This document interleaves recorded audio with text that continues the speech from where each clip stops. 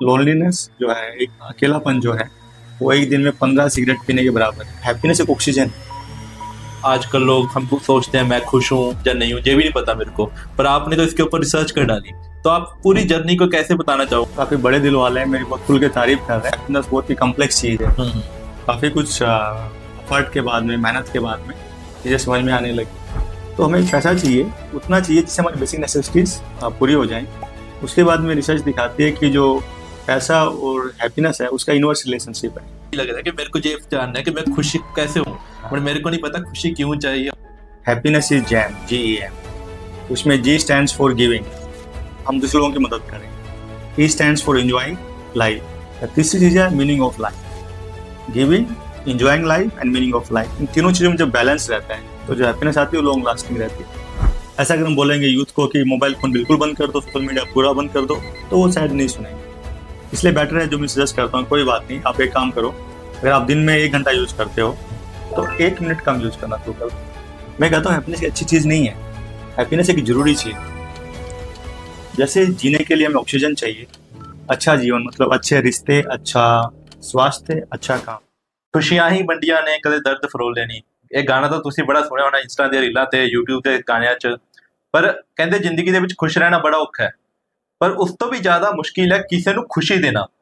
ਤਾਂ ਇਸੇ ਰਾਹ ਨੂੰ, ਇਸੇ ਚੀਜ਼ਾਂ ਨੂੰ ਜਦੋਂ ਆਪਾਂ ਫਰੋਲਦੇ ਆ ਤਾਂ ਸਾਨੂੰ ਇੱਕ ਜਿਹੜੀ ਹਸਤੀ ਹੈ ਉਹ ਨਜ਼ਰ ਆਉਂਦੀ ਹੈ, ਜਿਨ੍ਹਾਂ ਨੂੰ ਵਰਲਡ, ਪੂਰਾ ਦੁਨੀਆ ਹੈਪੀਨੈਸ ਗੁਰੂ ਦੇ ਨਾਮ ਨਾਲ ਜਾਣਦੀ ਹੈ। ਸਵਾਗਤ ਕਰਦੇ ਹਾਂ ਅੱਜ ਦੇ ਇਸ ਖਾਸ ਐਪੀਸੋਡ 'ਚ ਪ੍ਰੋਫੈਸਰ ਰਾਜੇਸ਼ ਫਿਲਾਨੀਆ ਜੀ। ਪ੍ਰੋਫੈਸਰ ਸਾਹਿਬ, ਬਹੁਤ ਬਹੁਤ ਸਵਾਗਤ ਕਰਦੇ ਤੁਹਾਡਾ आज इस पीयू बस इस एपिसोड से।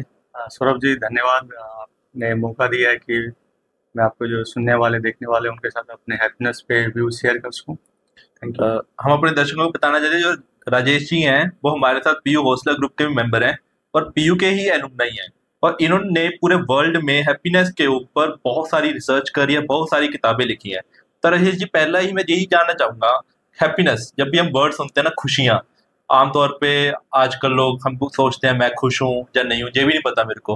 पर आपने तो इसके ऊपर रिसर्च कर डाली, तो आप पूरी जर्नी को कैसे बताना चाहोगे कि हैप्पीनेस पे आप कैसे पहुंचे, हैप्पीनेस तक कैसे पहुंचे? काफी बड़े दिल वाले हैं, मेरी बहुत खुल के तारीफ कर रहे हैं। मैंने तो थोड़ा ही काम किया, ज्यादा काम नहीं किया है।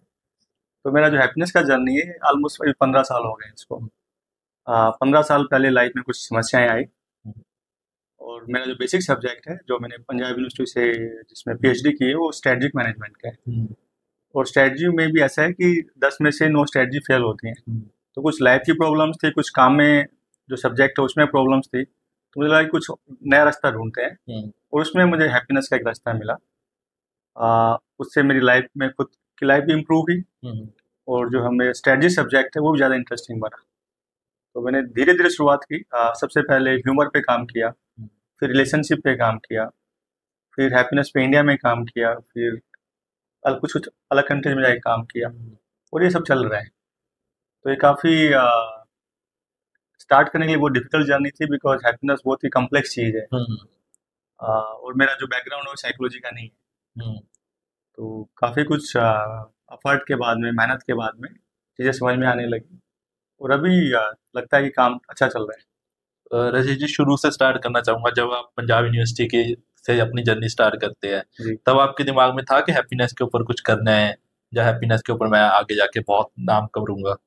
नहीं, जब मैं पंजाब यूनिवर्सिटी में था उस टाइम मेरा जो PhD था वो स्ट्रेटजिक मैनेजमेंट पे था। उस टाइम पे मेरे दिमाग में ऐसा कुछ नहीं था कि मुझे हैप्पीनेस पे काम करना है।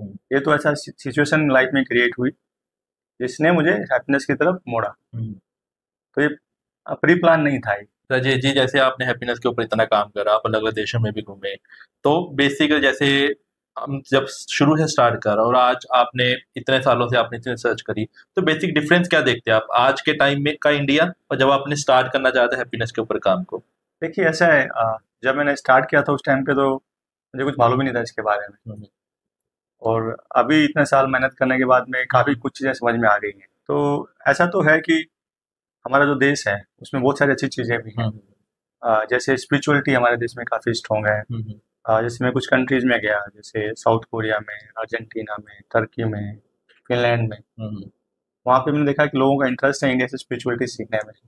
इवन इनफैक्ट मेरे को साइकोलॉजिस्ट मिले, जो साइकोलॉजी में पूरे सॉल्यूशन के पास नहीं है, तो इंडिया से आके वो स्पिरिचुअलिटी सीख के अपने क्लाइंट को हेल्प कर रहे हैं हैप्पीनेस में। तो जो इंडिया में काफ़ी अच्छी चीज़ें हैं, स्पिरिचुअलिटी है, जैसे गिविंग है, दान है, जैसे रिश्ते हैं वो स्ट्रॉन्ग हैं। तो ये अच्छी चीज़ें हैं। बट अगर मैं कंपेयर करूँ 15 साल और अभी में, तो धीरे धीरे आई थिंक रिश्तों में थोड़ा सा डिसइंटीग्रेशन होता नज़र आता है। डाइवोर्स रेट है। तो ये जो कोविड था उसका भी इम्पैक्ट काफ़ी पड़ा है। लोगों में स्ट्रेस पे, लोनलीनेस का एक इश्यू है।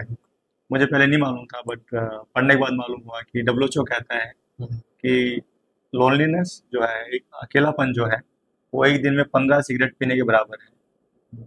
तो कोई भी समाज, कोई भी देश बदलता है, तो इंडिया में भी हैप्पीनेस में कुछ अच्छी चीज़ें हो रही हैं, कुछ चीज़ें हैं जो अच्छी नहीं है, जो कि आई थिंक अर्बनाइजेशन का इफेक्ट है।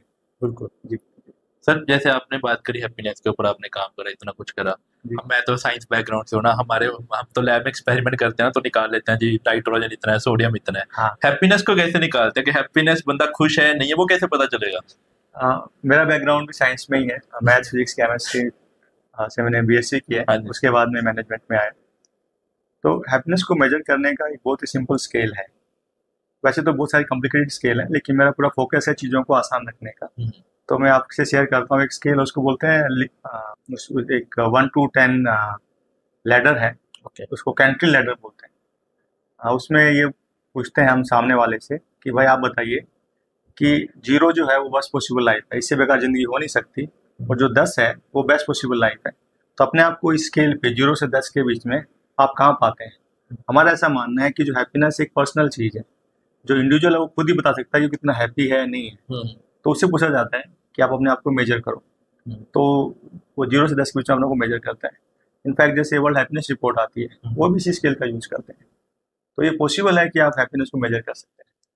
पर इसमें तो अलग अलग फैक्टर होते होंगे ना, मतलब मैं अगर नॉर्मल थ्योरी मानूं जी। तो आज मैं खुश हूं या नहीं हूं, ये मेरी नीड्स और डिजायर पर डिपेंड करता है। आज मेरे पास साइकिल है, मैं खुश नहीं हूं क्योंकि मेरे पास गाड़ी नहीं है। आज मेरे पास गाड़ी है, मैं खुश नहीं हूं क्योंकि मेरे पास प्राइवेट जेट नहीं है। तो ऐसे तो जो नीड्स और डिजायर के फैक्टर है वो हैप्पीनेस को फिर वो अलग अलग नहीं कर देंगे? हाँ, ये चीज़ें इम्पैक्ट करती हैं। जैसे काफ़ी लोग मुझसे पूछते हैं, जगह जगह जाता हूँ तो, कि क्या पैसे से खुशी आती है? क्योंकि जब आप बात करें ना साइकिल बिल्कुल। और फिर उसके बाद में कार और फिर जेट, बेसिकली वो पैसा ही है ना। बिल्कुल। तो रिसर्च ये दिखाती है कि जो पैसा है वो हमें चाहिए हमारी बेसिक नेसेसिटीज के लिए। और जैसे मेरे पास में कपड़े नहीं है, उसकी वजह से मैं दुखी हूँ। तो पैसा आने से मैं कपड़े खरीद लूंगा, तो मेरा जो दुख था कपड़े ना होने का वो चला जाएगा। बट मेरे पास और पैसा आ गया, मैंने और ब्रांडेड क्लोथ खरीद लिया और खरीद ली, समझ लो नहीं, मेरी हैप्पीनेस बढ़ती रहेगी। तो हमें पैसा चाहिए, उतना चाहिए जिससे हमारी बेसिक नेसेसिटीज पूरी हो जाए। उसके बाद में रिसर्च दिखाती है कि जो पैसा और हैप्पीनेस है उसका इनवर्स रिलेशनशिप है। बिकॉज पैसे का अपने आप में कोई वैल्यू नहीं है, पैसे का एक पर्पज है। वो पर्पज ये है कि पैसे के आने से लाइफ बेटर होनी चाहिए। अगर मेरे रिश्ते बेटर नहीं हो रहे हैं, मेरी हेल्थ बेटर नहीं हो रही है, मेरा काम बेटर नहीं हो रहा है, सिर्फ मेरे तिजोरी में पैसे इकट्ठे होते जा रहे हैं, तो उससे हैप्पीनेस नहीं बढ़ेगी। तो ये तो हो गया जो पैसे वाला पार्ट। तो जब डिजायर वाली बात करें, जो बाकी डिजायर्स हैं, तो उसमें ऐसा है, रिसर्च ये दिखाती है कि अगर आपके पास डिजायर नहीं है, इसका मतलब ये नहीं है कि आप खुश रहेंगे। डिजायर्स का होना भी जरूरी है। बिल्कुल। क्योंकि हमारे जो ब्रेन में 4 हार्मोन्स हैं जो रिलीज होते हैं तो हम खुश फील करते हैं। उनमें से एक है डोपामिन।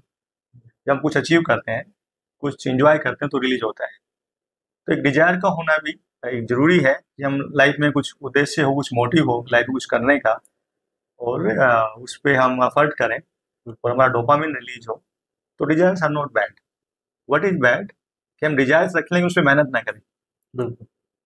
तभी कहते हैं ना, कहते हैं गरीब इंसान ज्यादा खुश होता है, और अमीर तो नींद नहीं आती रात में क्योंकि मेरे पैसे को कुछ हो ना जाए, मेरा बिजनेस न डूब जाए। सही बात है। दोनों चीजें हैं। मैं जैसे अर्जेंटीना में या फिर मैं साउथ कोरिया में, मैं होमलेस लोगों से मिला जिनके पास घर नहीं है, ओल्ड एज में है, लेकिन खुश हैं। मैं कई कंट्रीज में सुपर रिच लोगों से मिला, दुखी हैं। तो ऐसे लोग भी हैं जो रिच हैं बट खुश भी हैं, क्योंकि उन्होंने पैसे का जो एक जो रोल है वो समझ लिया है कि पैसा अगर मैं दूसरों की हेल्प करने में लगाऊं, दुनिया को बेहतर करने में लगाऊं, या कोई मेरा कोई मिशन है, कोई पर्पज है, उसमें लगाऊं, तो पैसा और खुशी देता है। बिल्कुल। बट मैं पैसा सिर्फ इकट्ठा करता रहूं उसका यूज ना करूं तो पैसा इज यूजलेस। बिल्कुल सर, जैसे आप इतने देशों में जाते हो जी तो आपके हिसाब से सबसे खुश देश कौन है और क्यों है बेसिकली? देखिए, हर साल एक रिपोर्ट आती है, वर्ल्ड हैप्पीनेस रिपोर्ट। बिल्कुल। इसमें पिछले 8 साल से फिनलैंड टॉप कर रहा है। और जो रिपोर्ट आती है इसमें यही सेम जो मैंने आपको बताया कि 0 से 10 के बारे में पूछते हैं, और फिर हर एक कंट्री से 1000 लोगों से पूछते हैं, फिर उसका एवरेज लेते हैं और फिर रैंक करते हैं। तो उसमें फिनलैंड नंबर 1 आ रहा है। लेकिन अगर आप देखें जो हैप्पीनेस रिसर्च की जो जर्नी है ये 40 साल पुरानी है, ज़्यादा पुरानी फील्ड नहीं है ये। तो इसमें भी काफ़ी इम्प्रूवमेंट की ज़रूरत है। तो टू स्टार्ट विद ये एक अच्छा स्केल है, लेकिन इसको भी और इम्प्रूव करने की ज़रूरत है। और जैसे मैं अलग अलग कंट्रीज में जा रहा हूँ तो मुझे दोनों टाइप के लोग मिल रहे हैं, हैप्पी एंड हैप्पी। और हाँ, कुछ कंट्रीज हैं जहाँ लगता है कि थोड़ा ज़्यादा खुशी है। जैसे मैं फिनलैंड गया तो लगा कि हाँ, लोग वहाँ थोड़े ज़्यादा खुश लगे। कुछ कंट्रीज है जहाँ मैं गया, मैं नाम लेना नहीं चाहता, तो वहाँ पे मुझे लगा कि लोग बहुत ज़्यादा स्ट्रेस में हैं और लोग काफ़ी स्ट्रेस की मेडिसिन ले रहे हैं। ओके। और एक बहुत बड़ा पेंडेमिक सा बनता जा रहा है। तो हमने शुरुआत की हैप्पीनेस रिसर्च में, हैप्पीनेस एफर्ट्स में, बट अभी काफ़ी कुछ इसमें जो काम है वो बचता है। सब भारत क्यों पीछे है? कहीं यही कारण है कि भारत में मेंटल स्ट्रेस, एंजाइटी, क्योंकि आज से अगर मैं देखूँ ना 2019 में जब कोरोना आया तो कोविड से पहले जो स्टेज थी, अगर मैं यूथ, स्पेशली यूथ को टारगेट करूँ, तो यूथ में जैसे ये वर्ड हो गया, एंजाइटी, डिप्रेशन, ये इतने वो नहीं थे। चाहे कोविड के बाद लोग अकेलापन ज़्यादा हो गया, लोग अकेला फील कर रहे हैं तो स्ट्रेस बढ़ गया, सब कुछ ऑनलाइन हो गया, स्क्रीन टाइम बढ़ गया। तो क्या ये सब कारण है कि भारत का हैप्पीनेस इंडेक्स इस पे इफेक्ट पड़ रहा है? देखिए, ऐसा है कि जो ये हम ये हैप्पीनेस की बात कर रहे हैं, इंडेक्स की बात कर रहे हैं, इसको और डिटेल में जाने से पहले डिफाइन कर लें कि हैप्पीनेस है क्या। बिल्कुल। ठीक है। तो हैप्पीनेस, मेरा जो पूरा फोकस है मेरे काम का वो ये कि चीज़ों को आसान करना। तो मेरी एक हैप्पीनेस की बहुत ही आसान परिभाषा है। Happiness is gem, GEM। उसमें G स्टैंड्स फॉर गिविंग, हम दूसरे लोगों की मदद करें। E stands for enjoying life. जब मैं एंजॉयमेंट की बात कर रहा हूँ, मेरा मतलब है कि पॉजिटिव एंजॉयमेंट। जैसे बच्चे के साथ खेलते हैं तो खेलते टाइम पे अच्छा लगता है, बाद में भी अच्छा लगता है। कुछ लोग शॉर्टकट लेते हैं ड्रग्स का। I am not talking about negative enjoyment. तीसरी चीज़ है meaning of life, giving, enjoying life and meaning of life. इन तीनों चीज़ों में जब बैलेंस रहता है तो जो हैप्पीनेस आती है वो लॉन्ग लास्टिंग रहती है। हम ह्यूमन बींग्स हैं, हम लोग 99% सेम है जेनेटिकली। तो ये जैम सब पे लागू होता है, लेकिन हम लोग 1% डिफरेंट है जेनेटिकली। तो जो मेरा जैम वो आपके जैम से डिफरेंट होगा। तो मुझे अपनी खुद की लाइफ में झाँक के देखना, खुद को समझना है और फिर देखना है कि मेरा जो गिविंग का क्या तरीका है, मेरा लाइफ एंजॉय करने का क्या तरीका है, या मेरा लाइफ का क्या मीनिंग है। तो पहले तो हमें ये डिफाइन करना पड़ेगा जैम। और हम इस डेफिनेशन के हिसाब से देखें तो इंडिया में ये तीनों चीज़ें, जो गिविंग है, जो दान है, आप देखेंगे रिचुअल्स में कुत्ते को खिलाना, मंदिर में डोनेट करना कॉमन रिचुअल है, राइट। तो हिस्टोरिकली दान काफ़ी स्ट्रॉन्ग रहा है। रिश्ते अभी भी स्ट्रॉन्ग हैं। आप देखेंगे हिस्टोरिकली कुछ वीक हो रहे हैं, बट आई थिंक अभी भी रिश्ते काफ़ी स्ट्रॉन्ग हैं। और तीसरा, हमारे यहाँ पे भगवान में भी स्पिरिचुअलिटी भी काफ़ी है। तो ये कैसे हेल्प करता है हैप्पीनेस में, क्योंकि लाइफ हमेशा हमारी मर्जी से नहीं चलती। तो जब बुरा टाइम आता है, बट आई एम स्पिरिचुअल और religious, I can make peace with it कि कोई बात नहीं, आज मेरा गलत टाइम है, कल अच्छा टाइम भी आएगा। तो जो मेरा डेफिनेशन ऑफ हैप्पीनेस है इसमें, जैम में, इन तीनों चीज़ों में मुझे लगता है इंडिया अच्छा है। इम्प्रूवमेंट हो सकता है, लेकिन इंडिया अच्छा है। तो मैं जो इसकी जो रैंकिंग है, वर्ल्ड हैप्पीनेस रैंकिंग में जो इंडिया को जो रैंक है, उससे मैं एग्री नहीं करता। मुझे लगता है इंडिया उससे ज़्यादा खुश है। एक साइड है। दूसरी साइड ये, हाँ, इंडिया में जैसे अभी जो ये स्क्रीन टाइम है ये बढ़ रहा है। मैं जैसे लद्दाख में गया, इंटीरियर्स में गया, मुझे लोगों ने बताया कि मोबाइल फोन है हैप्पीनेस। मैंने पूछा कैसे? उन्होंने बोला कि मोबाइल के आने से पहले अगर बच्चे हैं वो स्कूल से वापस आते हैं तो फैमिली साथ में बैठती है, बातें होती हैं, खाना खा रहे हैं तो आपस में बातें होती हैं, या बच्चे ज़्यादा फिजिकल स्पोर्ट्स खेलते हैं। लेकिन अभी क्या, जब से मोबाइल आ गया है, ज़्यादातर टाइम मोबाइल पे गुजर रहे हैं, इंस्टाग्राम पे, ये रील्स देखने में। तो अगर खाना भी खा रहे हैं तो 3 लोग बैठे खाना खा रहे हैं, लेकिन तीनों लोग अपने अपने मोबाइल फोन पे लगे हुए हैं। तो जो कनेक्शन है वो थोड़ा सा कम होता जा रहा है। और दूसरा ये कि लोग कंपेयर ज़्यादा करते हैं। आज अगर मैं इंटरव्यू में बैठा हूँ तभी मेरे पास उतना ही इन्फॉर्मेशन है जितना अगर मैं दिल्ली में बैठा हूँ, क्योंकि इंस्टाग्राम पे सब अवेलेबल है, तो कंपैरिजन बढ़ रहा है। तो अगर आप ये देखें, जो स्क्रीन टाइम बढ़ रहा है उससे आई थिंक काफ़ी इम्पैक्ट पड़ रहा है उस हैप्पीनेस पे, हैप्पीनेस पे। और सर जैसे सोशल मीडिया हो गया, सोशल मीडिया कई देशों में बैन हो गया, हाँ भैया सोशल मीडिया नहीं चलाते। हाँ इंडिया में तो सोशल मीडिया के बिना लोगों की, जब मैं कहता हूँ रोटी के बिना लोग रह सकते हैं, सोशल मीडिया के बिना नहीं लोग रह सकते। अगर एक दिन इंटरनेट बंद हो जाता है ऐसे लगता है कि पानी बंद हो गया ऐसे घर का। हाँ। तो मतलब ऐसे ये सिर्फ इतना जरूरी क्यों हो गया पार्ट का, और हम इन चीजों से बाहर कैसे निकल सकते हैं? देखिए अभी बाहर निकलने के लिए हमें बिहेवियर चेंज के बारे में बात करनी पड़ेगी, और बिहेवियर चेंज में जो रिसर्च है वही दिखाती है कि अगर आप किसी इंसान को बोलोगे कि 100% चेंज हो जाओ वन डे में, मेजोरिटी विल से नो। लेकिन आप उसको बोलोगे भाई 4% थोड़ा सा चेंज हो जाए, मेजोरिटी विल ट्राई। तो एक तो ये कि हमें अगर बिहेवियर चेंज की बात कर रहे हैं तो ऐसा अगर हम बोलेंगे यूथ को कि मोबाइल फ़ोन बिल्कुल बंद कर दो, सोशल मीडिया पूरा बंद कर दो, तो वो शायद नहीं सुनेंगे। इसलिए बेटर है, जो मैं सजेस्ट करता हूँ, कोई बात नहीं, आप एक काम करो, अगर आप दिन में 1 घंटा यूज़ करते हो तो 1 मिनट कम यूज़ करना शुरू कर दो। एक हफ्ते तक 1 मिनट कम यूज़ करना शुरू कर दो, उसका यूज टू हो जाओ। अगले हफ्ते से 2 मिनट यूज़ करना कम कर दो। ऐसे धीरे धीरे जो अपना जो सोशल मीडिया उसको आप कम कम कम करते जाओ, और जो टाइम से निकलता है उस टाइम को लगाओ अपने हेल्थ में। आ, कुछ मेडिटेशन कर लो, कुछ योगा कर लो, या कोई स्पोर्ट्स खेलो ज़्यादा। और दूसरा, रिश्तों में, अगर घर पे खाना खा रहे हो तो फ़ोन को साइड में रखो, बातें करो परिवार के साथ। या आप पिकनिक जा रहे हो तो वहाँ पे अपना सेल्फी मत खींचो, उसको अपने परिवार के साथ एंजॉय करो। तो अगर हम ये बैलेंस बना ले दोनों चीज़ों में कि ठीक है, सोशल मीडिया भी अपनी, उसका भी सोशल मीडिया एक टेक्नोलॉजी है, वो हमारे हाथ में है कि उसको हम कैसे यूज़ करना है। तो उसको हम मना तो शायद नहीं कर सकते, लेकिन उसको हम कम करके दोनों चीज़ों के बीच में बैलेंस बना सकते हैं। सर जैसे आप चलो भारत, हमने बाहर की बात तो कर लिया, भारत में भी आप इतने शहर घूमते हो, जी चंडीगढ़ उसमें हम टॉप पे रखते हैं क्योंकि चंडीगढ़ में आप पढ़े भी हो और चंडीगढ़ से ही आपका एक अलग कनेक्शन रहा होगा। जी जी। पहले जब आप चंडीगढ़ देखते थे और आज के टाइम में आप चंडीगढ़ देखते हो, कोई डिफरेंस फील करते हो चंडीगढ़ को? हाँ, पूरा डिफरेंट है। फॉर एग्जाम्पल, आज से 20 साल पहले से 90, नहीं 25 साल पहले, 2000 के आसपास ट्रैफिक बहुत कम था। अब ट्रैफिक काफ़ी हो गया है। मोबाइल फ़ोन इतना यूज में नहीं था, अब जहाँ भी जब देखो लोग मोबाइल फ़ोन पे हैं। काफ़ी मॉल्स वगैरह आ गए हैं। तो आई थिंक पॉजिटिव डेवलपमेंट भी है, और साथ में कुछ चीज़ें हैं जो कंसर्न भी रेज करती हैं। दोनों चीज़ें मिक्स है आई थिंक। और सब जो चंडीगढ़ से पंजाब यूनिवर्सिटी की तरफ चलते हैं, तो पंजाब यूनिवर्सिटी में क्या डिफरेंस फील करते हो आप आज की डेट पे? मेरा ऐसा मानना है कि किसी भी इंसान को फिलोसॉफिकली ये सोचना चाहिए कि वो भी ठीक है और बाकी लोग भी ठीक है। I am okay, others are also okay. तो जो हमारी जनरेशन थी, दैट वाज आल्सो ओके। जो नई जनरेशन है, ये भी ठीक है। इनफैक्ट आई थिंक कि जो नई जनरेशन है, हम लोग ज़्यादा इंटेलिजेंट है, वेल इन्फॉर्म्ड है, और हमसे अच्छा कर सकती है। हम्म, तो पंजाब यूनिवर्सिटी में अगर मैं देखूँ तो आज से 25 साल पहले नंबर ऑफ डिपार्टमेंट बिल्डिंग्स जो थी वो कम थी, हम्म, तो ज़्यादा स्पेस था, फिजिकल स्पेस।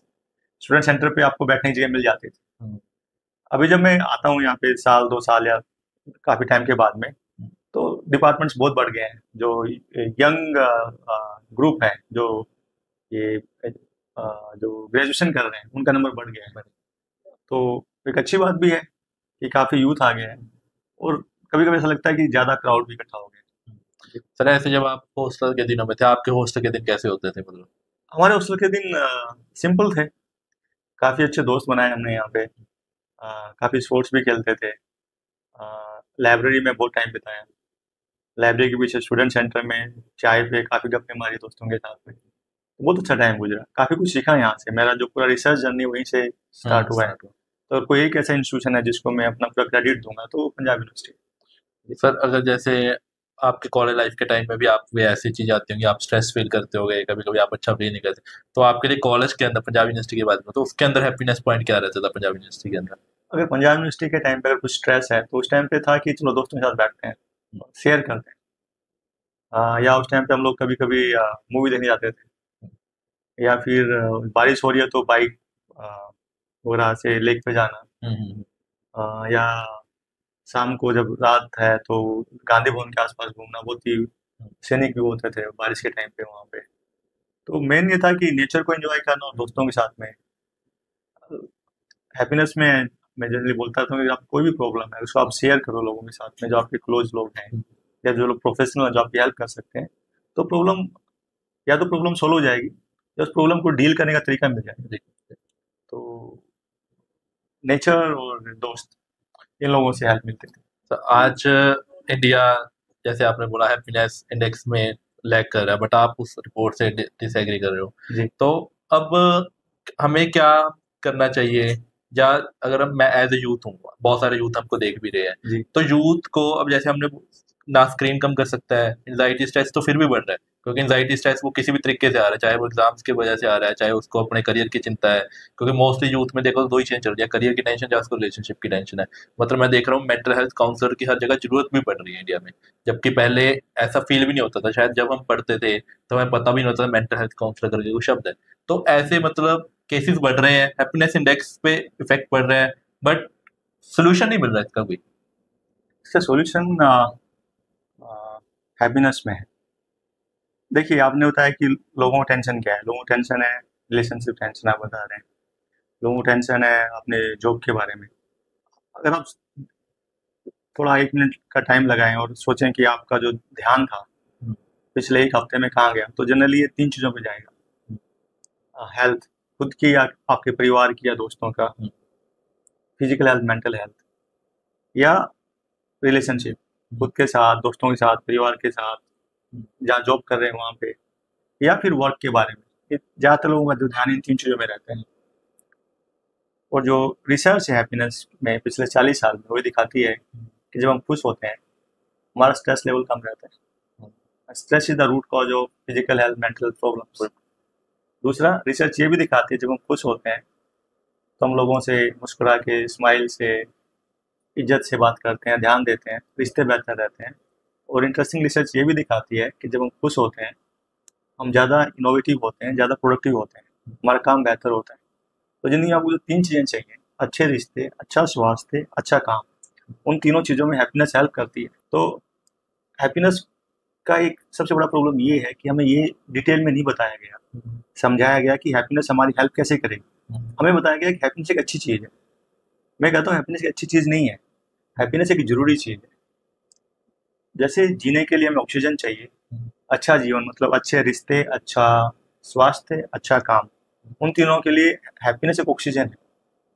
तो अगर यूथ है, अगर उसको अचीवमेंट भी करनी है, उसको अपने रिलेशनशिप भी अच्छे करने हैं, तो हैप्पीनेस के थ्रू वो इन चीज़ों को पा सकता है। बिल्कुल। और तो जो वाई ऑफ हैप्पीनेस है ना, उस पर हमें ज़्यादा ध्यान देना चाहिए। जनरली लोग सीधा पूछ जाते हैं हाउ ऑफ हैप्पीनेस, ये खुश कैसे होना है। मैं जहाँ भी जाता हूँ जनरली लोग पूछते हैं खुश कैसे होना है।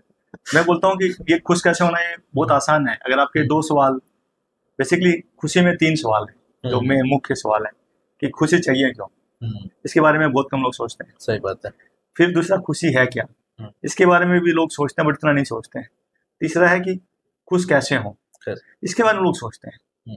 लेकिन जब तक ये पहले दो का आंसर आपका सही नहीं होगा कि खुशी फायदा कैसे करेगी और खुशी है क्या, तीसरा काम नहीं करेगा। नहीं करेगा। तो मेरी रिसर्च ये दिखाती है कि जब भी मैं उन लोगों से मिलता हूँ जो नाखुश हैं, तो उनका मैंने देखा कि फोकस सिर्फ तीसरे पे होता है कि खुशी कैसे पाएं, बिना ये सोचे कि खुशी कैसे हेल्प करेगी और खुशी है क्या। अगर सपोज करो मैं घर से निकल जाऊं बिना ये जाने कि मुझे कहाँ जाना है, तो मैं कहीं पहुंच ही नहीं सकता। बिल्कुल। तो ऐसे ही है कि अगर मैं बिना ये जाने कि हैप्पीनेस है क्या मेरे लिए, तो मुश्किल है खुश होना। बिल्कुल। जैसे आपने बात करी ना कि मेरे को भी यही लग रहा है कि मेरे को ये जानना है कि मैं खुशी कैसे हूँ, बट मेरे को नहीं पता खुशी क्यों चाहिए और कैसे करना है। तो आपने अच्छी बात करी कि उन्हें कभी ये तो सोचा ही नहीं कि खुश होना किसके लिए है। खुश कैसे होना इस पे ज्यादा फोकस है। बिल्कुल सही बात बोली। तो सर जैसे आपने बोला खुश कैसे होना है, ये अब किसके लिए चाहिए, ये हम कैसे डिफाइन करें फिर इस चीज को? नहीं, देखिए ये तीनों चीजें जो है ना, अच्छा स्वास्थ्य, अच्छे रिश्ते, अच्छा काम, हर एक कुछ है। बिल्कुल। ठीक है, तो अगर इसमें खुशी हेल्प करती है तो क्यों ना उसमें इन्वेस्ट करें। हमें जो बताया जाता है ना, हमारे पास बहुत सारी मिथ्याएं हैं खुशी के बारे में। जैसे हमें बताया जाता है कि पहले आप स्कूल जाके अच्छे ग्रेड्स लेके आओ, फिर आप एक प्रोफेशनल डिग्री ले लो, उसके बाद आप जॉब ले लो, उसके बाद में भी हैप्पी, या मैरिज कर लो एंड देन लिव हैप्पीली। बिल्कुल। जबकि रिसर्च दिखाती है, जैसे हमने डिस्कस किया, कि जब हम खुश होते हैं हमारा स्वास्थ्य अच्छा रहता है, हमारे रिश्ते अच्छे रहते हैं, हमारा काम बेटर होता है। तो जो हैप्पीनेस का जो मॉडल वैसा होना चाहिए, पहले खुश हो, उसके बाद मेहनत करो, ज़्यादा सक्सेसफुल होगे। तो अपना जो बहुत सारी मिथ्याएं हैं वो हमें ठीक करनी पड़ेंगी। तो एक ऐसा भी है कि लाइफ में सुख दुख आते रहेंगे, बट अगर आप ज़्यादा खुश हो, कम दुखी हो, तो आपका हेल्थ अच्छा रहेगा, आपके रिश्ते अच्छे रहेंगे, आपका काम अच्छा रहेगा, तो आप दुख को भी जो फेस है वो ढंग से कर सकते हो। ये समथिंग लाइक दिस कि जैसे डिफेंस फोर्स में बताया जाता है कि अगर आप पीस के टाइम पे एक्सरसाइज में अगर पसीना बहाओगे तो लड़ाई के टाइम पे खून कम बहेगा।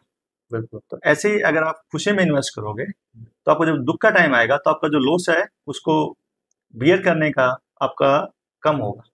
आप समझ रहे हैं? अगर मेरा हेल्थ ठीक नहीं है, मेरे रिश्ते ठीक नहीं है, मेरा काम ठीक नहीं है, उस टाइम पे दुख आता है तो उसको मैं झेलना और ज़्यादा मुश्किल हो जाएगा एज कम्पेयर टू जब मेरे रिश्ते अच्छे हैं, काम ठीक है, हेल्थ ठीक है, तो जो दुख आएगा मैं उसके लिए प्रिपेयर्ड हूँ उसको फेस करने के लिए। तो खुशी ऑक्सीजन की तरह है अच्छी जिंदगी के लिए। सर जैसे आपने तो बता दिया हैप्पीनेस को कैसे डिफाइन पूरा कर दिया, हाँ पर आमतौर पे अगर मैं नॉर्मल एग्जांपल लूँ ना, आज के दिन स्टैंडिंग एग्जांपल लूँ, हाँ। सोने के भाव बढ़ जाते हैं लोग खुश हो जाते हैं, हाँ। सोने के भाव गिर जाते हैं लोग दुख हो जाते हैं भी सोने के भाव गिरे। हाँ। मतलब हैप्पीनेस भी ना ऐसे डिफाइन होगी कि मार्केट रेट क्या चल रहा है, मार्केट रेट क्या नहीं चल रहा। हाँ। बट आपने इसको बड़ा अच्छे लेवल पे पूरा एक्सप्लेन कर दिया कि एक्चुअल में हैप्पीनेस तो हमारे अंदर ही है कि हमने अच्छा स्वास्थ्य चाहिए, अच्छा खाना चाहिए। हाँ। तो सर आप जैसे आपके पास भी केसेस आते होंगे लोगों के, तो कोई ऐसा केस है कि बहुत ही अलग सा केस हो या बहुत ही डिफरेंट केस हो एक? हाँ, जैसे मैं आपसे बता रहा था मैं अर्जेंटीना में था, तो मुझे एक 96 ईयर ओल्ड मेल मिला।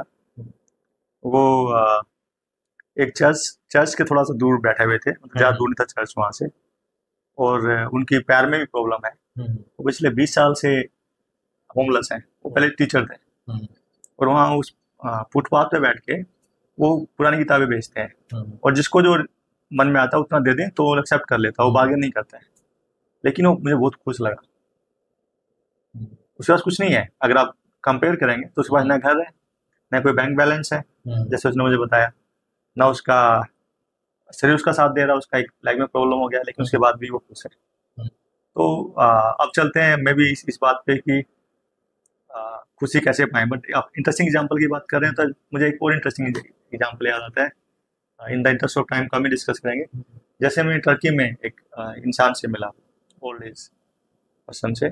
उसने मुझे बताया कि जब भी उसे कोई परेशानी होती है तो एक बुक लेता है, वो शमशान घाट चला जाता है, वहाँ वो बैठ के सोचता है कि ये जो परेशानी है क्या is it a matter of life और डेथ। और उसको ज़्यादातर रियलाइज होता है कि ये लाइफ और डेथ का मैटर नहीं है, तो वो उस परेशानी को उतना सीरियसली नहीं लेता है, मतलब उसको वो डील करता है बट उसका वो हवा नहीं बनाता है। तो कोई भी प्रॉब्लम लाइफ में आए, अगर आप उसका हवा बना देंगे तो प्रॉब्लम और ज़्यादा बड़ी हो जाएगी। दूसरा, कोई भी प्रॉब्लम लाइफ में आए आप बोले कि हाँ ये प्रॉब्लम आ गई है, इसको मैं अपना पूरा पीसफुली जितना मेरा कैपेबिलिटी उसके हिसाब से धीरे धीरे डील करता हूँ, तो प्रॉब्लम बड़ी प्रॉब्लम भी आप छोटी बना के उसको मतलब छोटे छोटे हिस्से में बांट के एक बड़ी प्रॉब्लम को आप सोल्व कर सकते हो। ये देखा मैंने, जो कुछ लोगों को बहुत बड़ी प्रॉब्लम लगेगी वो लोगों की प्रॉब्लम लगी नहीं। तो जब हम सोचते हैं कि पैसा है, स्टॉक मार्केट से खुशी आती है, उनके पास ना तो स्टॉक है ना मार्केट के बारे में कुछ मालूम है, वो तो खुश है। सही बात है ना? तो इससे ये भी बात निकलती है कि खुश कैसे रहें। जो हमारा जो तीसरा जो ज्यादातर लोग आपको सुनने वाले जानने चाहेंगे, तो उसके बहुत सारे तरीके हैं, लेकिन जो सबसे इम्पोर्टेंट उन पे बात करते हैं। तो पहला तो ये कि खुशी के सोर्स क्या है, मतलब मेन सोर्स क्या है। तो रिसर्च दिखाते हैं कि 3 मेन सोर्स हैं। हमारे जो जेनेटिक्स है, हमारा जो इन्वायरमेंट है, और हमारे जो मेंटल चॉइस। और इसमें रिसर्च ये भी दिखाती है कि जो सबसे इम्पोर्टेंट है और जो सच में मैटर करता है वो एक ही है, हमारा मेंटल चॉइस, कि भाई मुझे खुश रहना है।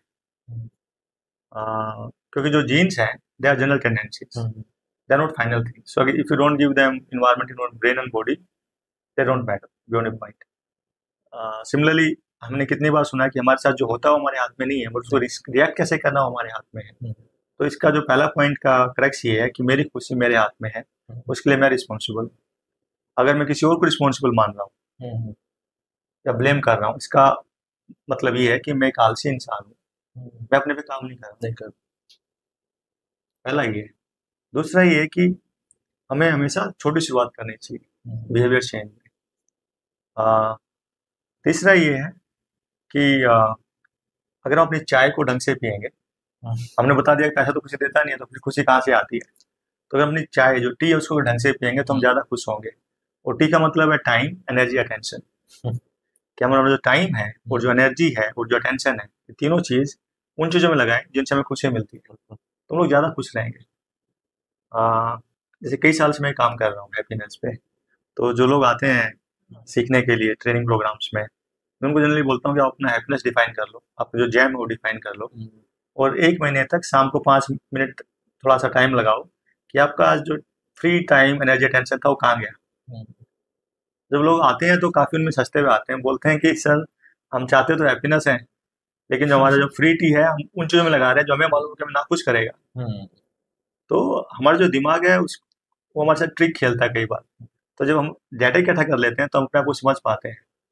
तो अगर अपना जो टाइम है, जो एनर्जी और जो अटेंशन है, उसको अगर हम पॉजिटिव चीज़ों में लगाएं, हैप्पीनेस में लगाएं, तो हम लोग ज़्यादा खुश फील करेंगे।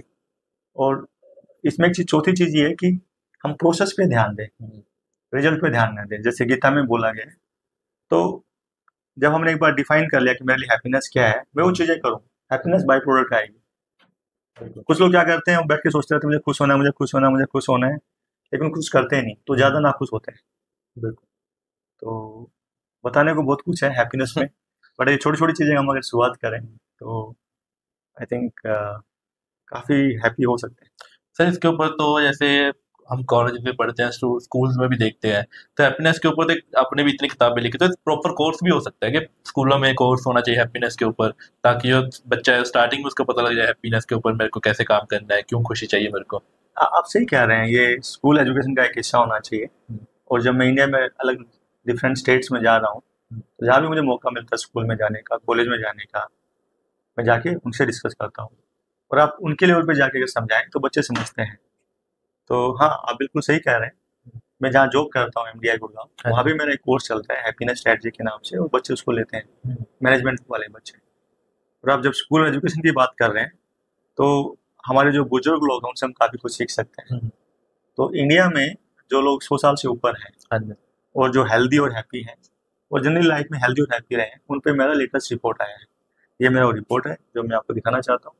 इसका नाम है the Indian practice of happiness, secrets from centenarians. ये मेरी वेबसाइट है www.pilania.org, PILLANIA.org, उस पर फ्री में अवेलेबल है। तो ऐसे लोग मैंने ढूंढे और उनसे इंटरेक्शन किया, और उनसे समझने की कोशिश की कि आपका क्या सीक्रेट है जो आप इतना लंबा जिए, 100+ और हैप्पी और हेल्दी जिए हैं, तो आपने क्या किया लाइफ में ऐसा। तो अलग अलग लोगों ने अलग अलग बातें बताई, फिर उसको हमने एनालिसिस किया, तो उसमें 7 चीज़ें निकल के आई। उसको मैंने फ्रेमवर्क बना दिया, हार्मोनी ऑफ हैप्पीनेस। ये इंडिया पे अपने आप में पहला सा काम है। इस पे बुक भी अवेलेबल है अमेजोन पे, बट आपको पैसे खर्च करने की जरूरत नहीं है, आप मेरी वेबसाइट पे जाइए, वहाँ फ्री में अवेलेबल है एज ए पीडीएफ। तो 7 चीज़ें निकल के आई। उसमें सबसे पहला है कि लाइफ में जो उसको सेलिब्रेट करो, जो भी आपको मिला है पहले उसको एंजॉय करो। सेकंड, डेली बेसिस पे कुछ ना कुछ फिजिकल काम करो। थर्ड, रिश्तों में टाइम लगाओ। फोर्थ, हम बाहर से अच्छा दिखने के लिए कितना एफर्ट करते हैं, ऐसे हमें अपने दिमाग को भी अच्छा रखना है, साफ रखना है। जो नेगेटिव चीज़ें हैं, एंगर है, रिग्रेट्स हैं, उनको नहीं रखना ज़्यादा टाइम तक। पॉजिटिव सोचना है, सेंस ऑफ ह्यूमर रखना है। जब ये 4 चीज़ें हो जाएंगी, उसके साथ साथ आपको अचीवमेंट के बारे में भी सोचना है। इन चारों चीज़ों के बगैर अचीवमेंट आएगी तो ज़्यादा टाइम तक टिक नहीं पाएगी या सस्टेन नहीं करेगी, आप उसको संभाल नहीं पाओगे। बिल्कुल। क्योंकि अगर आप खुश नहीं हो, लाइफ इंजॉय नहीं कर रहे हो, हेल्थ अच्छी नहीं है, रिलेशन अच्छे नहीं है, तो अचीवमेंट भी इतनी स्टेबल नहीं रह पाती है। और छठा चीज़ है कि आप जिसको भी मानते हो, अगर आप रिलीजियस हो या स्पिरिचुअल हो, तो उसमें थोड़ा टाइम लगाओ। और सातवां, आप दूसरों की मदद करो। तो इन सातों को मैंने टुगेदर इनको मैंने रखा है, पहला लेटर इसके लेके हार्मोनी। जैसे एच है वो हेल्थ के लिए है, आर है वो रिलेशनशिप्स के लिए है, वाई है वो यस टू इंजॉयमेंट है, ओ है वो वननेस है, स्पिरिचुअलिटी। तो इन सातों का पहला लेटर लेके मैंने फार्मूला बनाया, हार्मोनी ऑफ हैप्पीनेस। इसकी अच्छी बात ये है कि ये थ्योरी नहीं है, ये जो लोग प्रैक्टिकली कर रहे हैं ये उससे निकला है, और इंडिया बेस्ड फार्मूला है।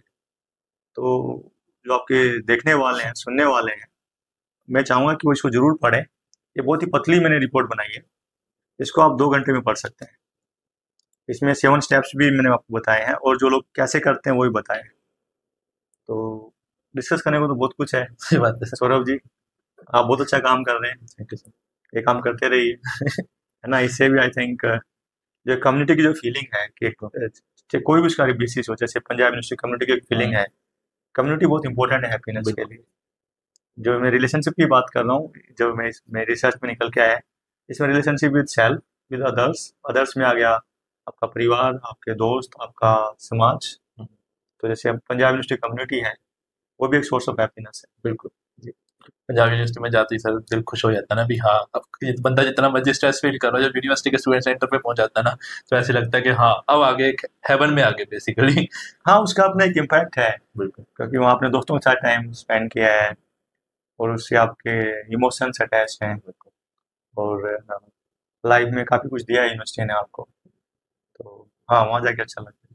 तो सर आप बड़ा अच्छा लगा आपने जैसे हैप्पीनेस को डिफाइन कर दिया ना, हार्मोनी ऑफ हैप्पीनेस, मतलब बहुत अच्छे तरीके से, मतलब बंदा सोच नहीं सकता कि खुशी को ऐसे डिफाइन कर सकते हैं या कुछ इतना काम कर सकते हैं। आपने ना मतलब एक डिफरेंट लेवल का काम जो है वो किया है, और तभी आपको आज दुनिया जो है वर्ल्ड हैप्पीनेस गुरु के नाम से जानती है। सर कैसा लगता है जब वो लोग आपको हैप्पीनेस गुरु के नाम से बुलाते हैं?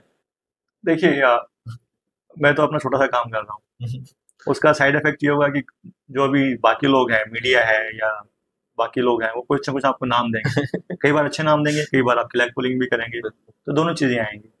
लेकिन मैंने रास्ता चूज किया है 15 साल पहले, और मुझे रेस्ट ऑफ लाइफ काम भी यही करना है, क्योंकि मुझे लगता है कि दुनिया में काफ़ी नाखुशी है। लाइफ की बहुत सारी प्रॉब्लम खुशी से सॉल्व हो सकती हैं, जैसे हेल्थ है, रिलेशनशिप है, वर्क है, इन तीनों में हैप्पीनेस काफ़ी अच्छा रोल प्ले कर सकती है। तो मैं, जो मेरा एक मेन एफर्ट है कि हैप्पीनेस पे रिसर्च भी करूँ, लेकिन उस रिसर्च को गाँव तक, एक आम आदमी तक लेके जाऊँ। तो जैसे आपके थ्रू या बाकी जो मीडिया मुझे ऑप्शन देते हैं इंटू मैं अपने विचार शेयर करने का, तो मैं कोशिश करता रहता हूँ। और मैं ग्राउंड लेवल पे जाके, जैसे मैं अभी अंडमान निकोबार था, तो मैंने जाके पंचायत के लिए भी किया। तो वहाँ पे जो मछुआरे थे वो लोग आए, तो उनसे मैंने उनकी भाषा में, मतलब मछली पकड़ने आप क्यों जाते हो, उसका वो क्या फ़ायदा है, और बच्चों को स्कूल क्यों भेजते हो, फिर उन्होंने कुछ बताया, फिर उसको यूज़ करके हैप्पीनेस का लिया कि कैसे आपको कैसे हैप्पीनेस आपको इसमें हेल्प कर सकती है। तो एक बहुत ही सुकून का काम है, इससे मेरा खुद का हैप्पीनेस लेवल भी आई थिंक काफ़ी बढ़ा है। दैट्स ग्रेट, क्योंकि खुशियां बांटते बांटते खुद की खुशियां का भी ध्यान रखना चाहिए। हाँ हाँ, बिल्कुल बिल्कुल।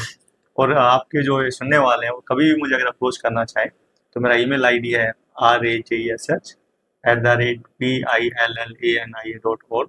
वो मुझे मेल लिख सकते हैं, और मैं जनरली हर 15 दिन में जवाब देता हूँ। सर हम आपका मेल एड्रेस अपने यूट्यूब के डिस्क्रिप्शन और इंस्टाग्राम के डिस्क्रिप्शन में भी लगा देंगे, जी ताकि जितने भी हमारे स्टूडेंट्स हैं, यूथ है, वो आपको कांटेक्ट कर सकें। जी। सर लास्ट में जाते जाते एक अच्छा सा मैसेज हमारे यूथ के लिए।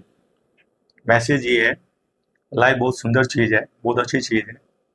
इसमें प्रॉब्लम तो रहेंगी, लेकिन इसमें एंजॉय करने के लिए बहुत कुछ है। तो हम अपना जो फोकस बना के रखें कि हमें चूज करना है कि हमें खुश रहना है, क्योंकि खुश रहने से हमारे रिश्ते अच्छे रहेंगे, हमारी हेल्थ अच्छी रहेगी, हमारा जो वर्क अच्छा रहेगा, हमारी स्टडीज अच्छी रहेंगी।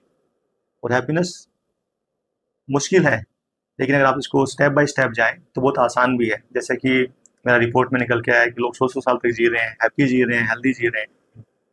तो आप खुश रहिए, मुस्कुराते रहिए। All the best. Thank you so much Rajesh ji, आपने अपना कीमती समय में दिया, और आपने आज डिफाइन कर दिया, क्योंकि अब मैं भी कुछ स्ट्रेस फील करूँ, पहले मैं सोचा मेरे को खुश रहना क्यों है। आप बहुत अच्छा काम कर रहे हैं। थैंक ये यू जो सर। पीयू पल्स का जो ये आपने स्टार्ट किया है, ये जो कम्युनिटी वाली जो फीलिंग है यहाँ पे आके जो मिलती है, ये बहुत अच्छा काम है। अब ये करते रहिए, और आप इतनी यंग एज में इतना अच्छा काम कर रहे हैं, तो all the best. Thank you so much. Thank you. इसी के साथ बने रहिए प्यूपल्स के साथ, तब तक आप देखते रहिए प्यूपल्स, जल्दी हाजिर है एक नई हस्ती के साथ। Thank you.